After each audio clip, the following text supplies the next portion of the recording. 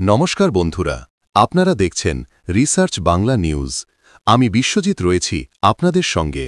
আজকের এই বিশেষ প্রতিবেদনে আমরা বিশ্লেষণ করব তৃণমূলের আজীবন সাসপেন্ড হওয়া নেতা হুমায়ুন কবির কিভাবে হঠাৎই বাংলার রাজনীতির সবচেয়ে বড় ফ্যাক্টর হয়ে উঠলেন। 2026 সালের বিধানসভা ভোটে সংখ্যালঘু রাজনীতি যেভাবে নতুন করে জটিল সমীকরণ তৈরি করছে, সেই ইকুয়েশনের কেন্দ্রে একটাই নাম, হুমায়ুন কবির। গতকাল ফিরহাদ হাকিম এক প্রেস কনফারেন্সে ঘোষণা করেন, হুমায়ুন কবিরকে আজীবনের জন্য দল থেকে বহিষ্কার করা হল। কোনো রিভিউ নয়, কোনো প্রত্যাবর্তনের সুযোগ নয়। হুমায়ুন কবির তখন কোথায় ছিলেন? মুখ্যমন্ত্রী মমতা বন্দ্যোপাধ্যায়ের সভাস্থলে। তিনি তদারকি করছিলেন প্রস্তুতি। সেখানেই খবর আসে তিনি আর তৃণমূল কংগ্রেসের মানুষ নন। আর এই খবর শুনেই শুরু হয় বিস্ফোরণ। মুখ্যমন্ত্রীকে প্রাক্তন মুখ্যমন্ত্রী বানানোর চ্যালেঞ্জ, বিতর্কিত মন্তব্য, নতুন রাজনৈতিক ইঙ্গিত সব একসঙ্গে আসতে থাকে। ঘটনার সূত্রপাত হয় হুমায়ুন কবিরের বক্তব্যে 6 ডিসেম্বর মুর্শিদাবাদে বাবরি মসজিদ তৈরি করার শিলান্যাস নিয়ে। আবার 6 ডিসেম্বরই ছিল বাবরি মসজিদ ধ্বংসের দিন। অতএব প্রশ্ন উঠতেই পারে, এটা কি স্রেফ ব্যক্তিগত মন্তব্য, নাকি ধর্মীয় অনুভূতিকে উত্তেজিত করার চেষ্টা? এই দুই যুক্তিতেই তৃণমূল সিদ্ধান্ত নেয় এমন ঝুঁকি নেওয়া যাবে না। ফিরহাদ হাকিম স্পষ্ট বলেন, মসজিদ বানাতে আপত্তি নেই, কিন্তু বাবরি মসজিদ নাম এবং 6 ডিসেম্বর এ দুটোই অযথা উত্তেজনা ছড়ায়। সাসপেনশনের পরেই বড় দাবিগুলো সামনে আসে। 1. এআইএমআইএমের আসাউদ্দিন ওয়াইসির সঙ্গে ফোনে কথা হয়েছে। 2. একাধিক রাজনৈতিক দলের ফোন পাচ্ছেন। 3. বামের মোহাম্মদ সেলিমও ফোন করেছেন। এবিপি আনন্দের স্টুডিওতে সরাসরি তিনি বলেন, ওয়াইসি আমার সঙ্গে কথা বলেছেন এবং তারা বাংলায় প্রবেশ করতে চাইছে।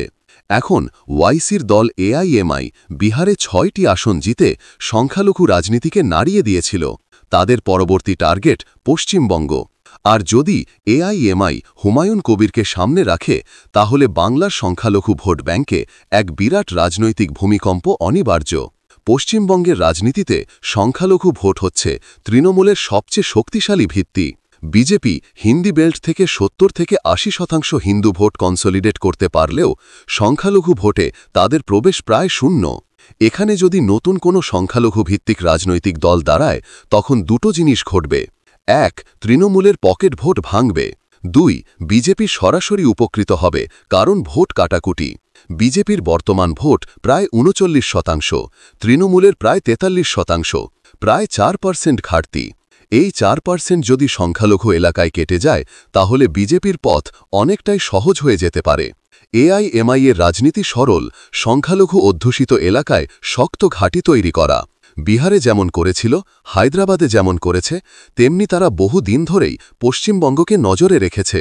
ওয়াইসি বাংলায় দল খুলবে? হয়তো না, কিন্তু কারো হাত ধরে প্রভাব বিস্তার করবে, সেটাই এখন মনে হচ্ছে। হুমায়ুন কবিরের দাবি 22 ডিসেম্বর তিনি 32 জন সদস্য নিয়ে নতুন দল ঘোষণা করবেন। এই ঘোষণাটাই 2026-এর রোডম্যাপ বদলে দিতে পারে। হুমায়ুন কবির দাবি করেছেন, মোহাম্মদ সেলিম ফোন করেছেন। এটা কি সত্যি? কিন্তু যাচাই করা যাচ্ছে না। তবে কংগ্রেসে এখন নেতৃত্ব বদল, বাম কংগ্রেস সম্পর্ক আগের মতো নেই।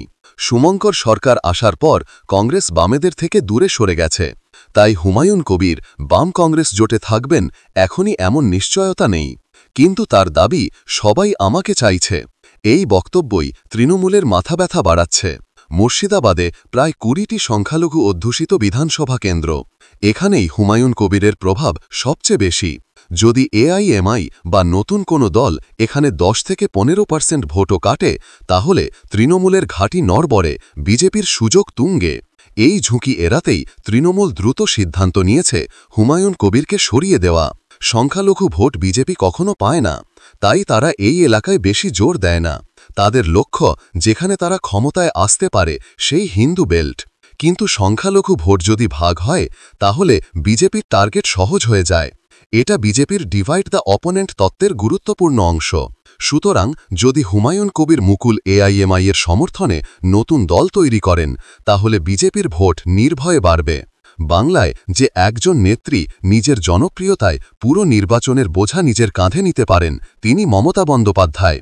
তিনি বলেছেন, আমি 294টা আসনেই দাঁড়াচ্ছি। এটা তার স্টাইল। তার তীব্র জনপ্রিয়তা তৃণমূলকে এখনও জিতিয়ে রেখেছে। কিন্তু এবার চ্যালেঞ্জ অন্য জায়গায়। সংখ্যালঘু এলাকায় তৃণমূলের প্রথম বড় ভাঙন সম্ভব। হুমায়ুন কবির সেই ভাঙনের কেন্দ্রবিন্দু। সব মিলিয়ে চিত্রটা এমন, তৃণমূলের পকেট ভোট ব্যাংকে বড় ধাক্কা।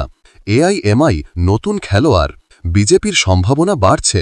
হুমায়ুন কবির হতে পারেন কিং মেকার।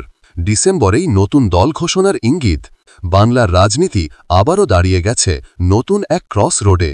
হুমায়ুন কবির, যাকে একসময় তৃণমূলের সক্রিয় সংগঠক বলা হতো, আজ তিনি বাংলার নির্বাচনী সমীকরণে সবচেয়ে বড় এক্স ফ্যাক্টর।